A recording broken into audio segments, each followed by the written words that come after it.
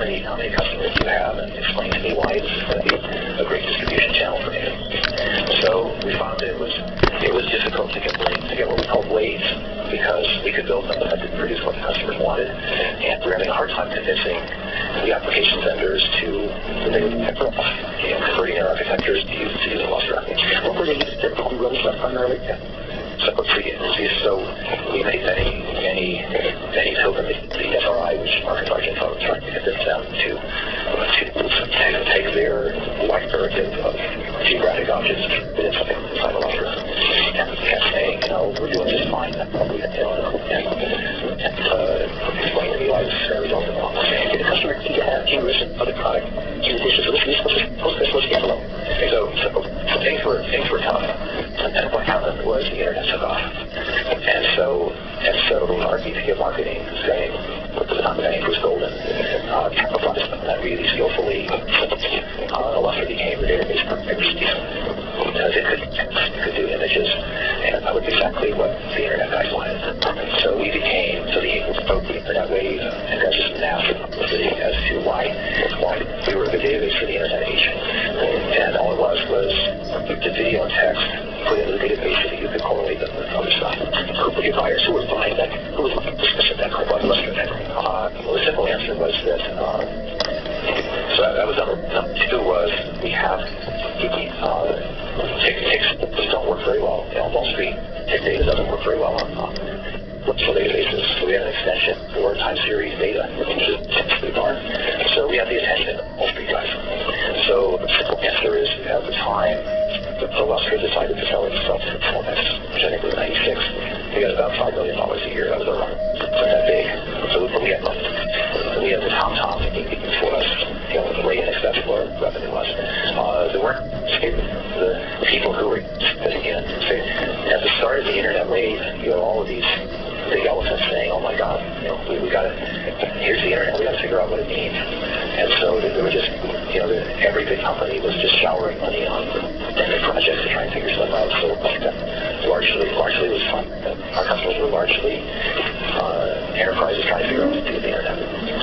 So he was a project guy, but what kind of a payoff did when they bought you? So what happened? But the big problem still was we had a hard time getting extensions because it was a chicken and egg problem, which is if you don't have enough revenue, then the app vendors say, why should I bother? So that was number one. The second problem, which was equally severe, was that Postgres was built to be this fancy extendable database system. It wasn't built to do bread and butter online transaction processing. It was slow if you just wanted to do bread and butter OLTP. But the problem was within any fancy new wave application, there was a bread and butter business data processing piece. And Lustre was no good at that. So those were the two fundamental issues that Lustre faced. So then what happened was there was a benchmark from Netscape, which at the time was a big Informix customer, and so they were thrilled with Lustre, and so we were being Netscape. So Lustre almost took the Netscape business away from Informix, and so that got Informix's attention and caused them to be willing to buy it. Was Roger Sickle still there for Project Fly? Who was running Informix at that time?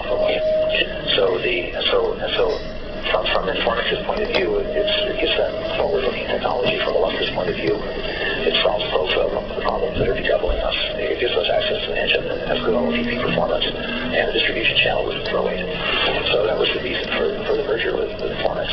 Was that a cash deal or was that stock? Stock deal. And did you stay with Informix for a period of time? I inherited the job of CTO of Informix. And so I was a big company employee for a short while.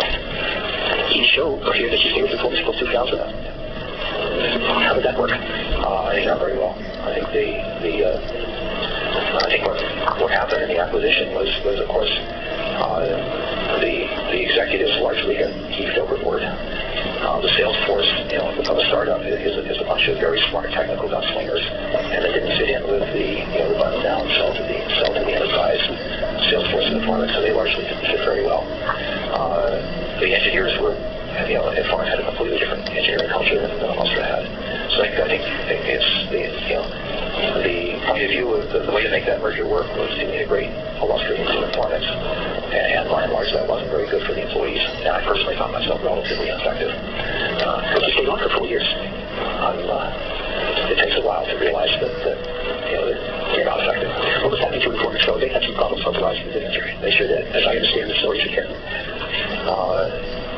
So I think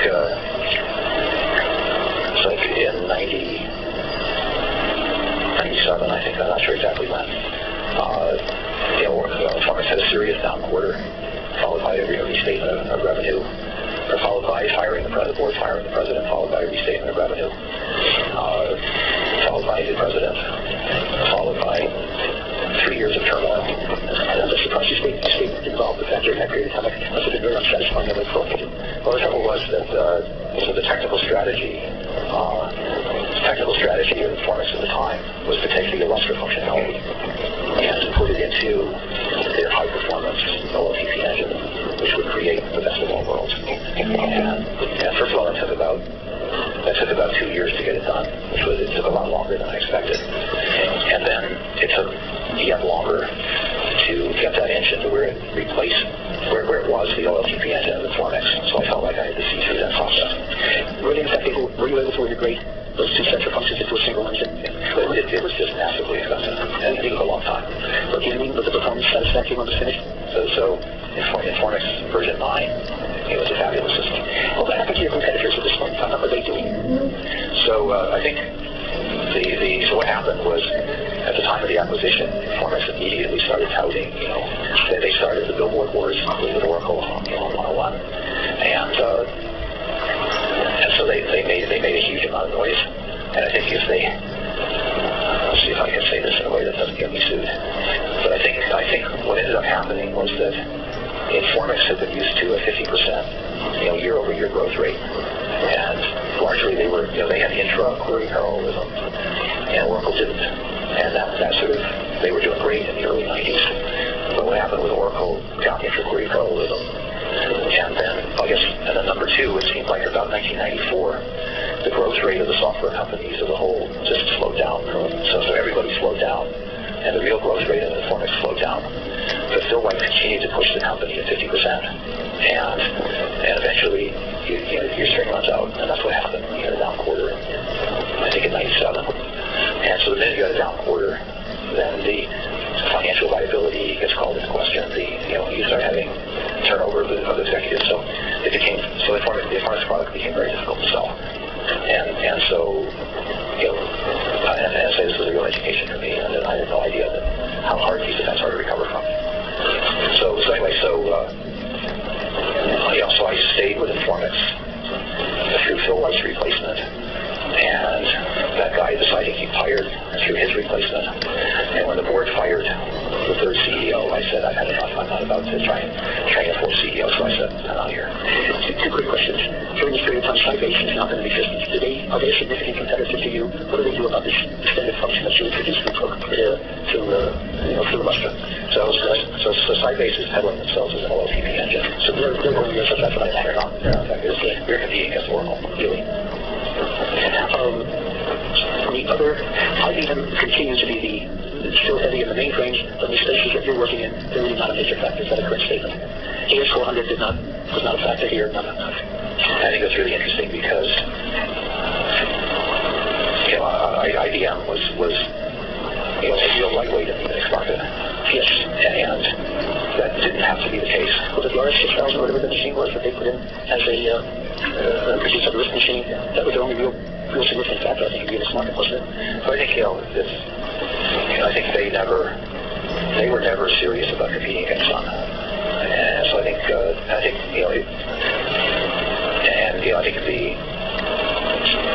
you have to ask somebody like me why about this. The contrast is interesting because the AS400 was an incredibly successful machine that IBM put out in the business marketplace. And it has very business functionality and terminals that are block mode and all the stuff. Yeah, they really knew how to do that and do it. They finally able to do that magnificently. In contrast, the risk thing, they were just one of the 4 or 5 major players, and they were late there area. Comparable to what we talked about here, they had the technology first, and yet HP and the others all beat into the market. But I think this is a case where in the business market, they really understood the market, because the AS400 doesn't look anything like Unix. But Unix was selling to the science. It was sold to the scientific and research community, and it worked into everything else. And they certainly had no big competitive advantage against anybody else. I think you raised a question I'd like to explore a little bit here, as good time as any. The technology transfer issue and the significance of technology is quite different in the business area in general from these other specialty types of applications and more scientific and technical markets. You were serving different kinds of people than the standard financial VPs and so forth. Is that an accurate statement? I actually kind of disagree. I think you've almost certainly read a book called The World is Flat. That's Friedman. So it seems to me